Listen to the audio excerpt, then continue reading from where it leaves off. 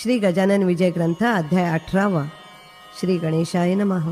जय जयजी चिद्विलासा, हे गोविंदा श्रीनिवासा, हे आनंद कंदा परेशा, पाही माम दीनबंधो, हे केशवा केशी मर्दना, हे माधवा मधुसूदना, हे पूतना प्राण शोषणा, पांडुरंगा रुक्मिणीपते।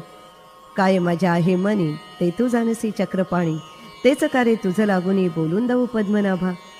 भक्त जी जी इच्छा करी, ती तू पुरविसी श्रीहरी, ऐसे पुराण भीतरी आहे वर्णन बहुसाळ। म्हणून माझ्या मनोरथा पूर्ण करा पंढरीनाथा, सोडा मनाची कठोरता, दासगणू हा तुझा असे। अकोटचे शेजारी मुंडगाव नामे एक नगरी, तेथे बायजा नामे खरी समर्थांची भक्तीने असे। हळदी माळ्याच्या वंशात हिचा जन्म झाला सत्य, शिवराम नामे हिचा तात, भुलाबाई जननी असे। बायजाचे बाळपणी लग्न झाले होते जाणी, ललाटी जे विधात्याने लिहिले असेल तेच घडे। बायजा आली तारुण्यात, गर्भाधान करण्याप्रत घेऊन गेला तिचा तात जामात्याच्या गृहासी। परी उपयोग नाही झाला, जामात शंड होता भला, तेणे जनक जननीला शोक झाला अनावर। बायजेकडे पाहून जननी करी रोदन, माझ्या बाईचे तारुण्य वांझ पाहू राहते। भुली म्हणे शिवरामासी, बायजा न ठेवा आईसी, दुसरा नवरा करून ऐसी देणे आहे भाग पहा। शिवराम म्हणे त्यावर, ऐसा नको सोडू धीर, हा पुरुषत्वाचा प्रकार खरा एकदम कळेना। काही दिवस वाट पाहू, नको ऐसी आधीर होऊ, बायजासी येथेच ठेवू तिच्या सासूरवाडीला। नपुंसकत्व अधोपरी आले असेल त्याला जरी, ते औषधाने होईल दुरी, वाट पाही यास्तव। ऐसे उभयता बोलून बायजासी तेथे ठेवून आले मुंडगावा कारण आपुल्या घराते। बायजाचे वय 15-16, वर्ण काळा सावळा, तारुण्याने मुसमुसलेला होता जिचा शरीर भाग।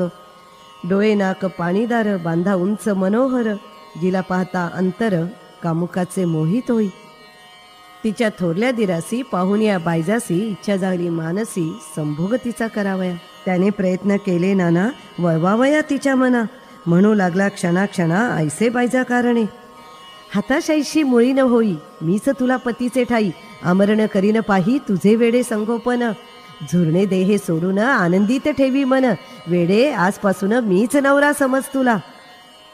ऐसे त्याने सांगावे, चाळे नाना करावे, काही आमिष दावावे, चित्त तिचे भुलवावया। परी उपयोग होईना, बायजीच्या न हे येई मना, ती म्हणे हे नारायणा कारे दैन्य मांडलेस। बालपणापासून ध्याईले मी तुझे चरण, त्याचेच काही मज लागून फळ दृष्टी पडावे। जयाचा मी हात धरिला, तो ना पुरुष कळून आला, दैवयोग समजून चुकला, संसार नशिबी नाही मग। बरे झाले तुझ्या ठाई चित्त आता रमेल पाही, कृपा करी रे शेषशाही, स्पर्श पुरुषाचा न हो मला। ज्येष्ठ दीर एके दिवशी येता झाला बायजापासी, आपुला हेतू कळवण्यासी रात्रीच्या समयाला।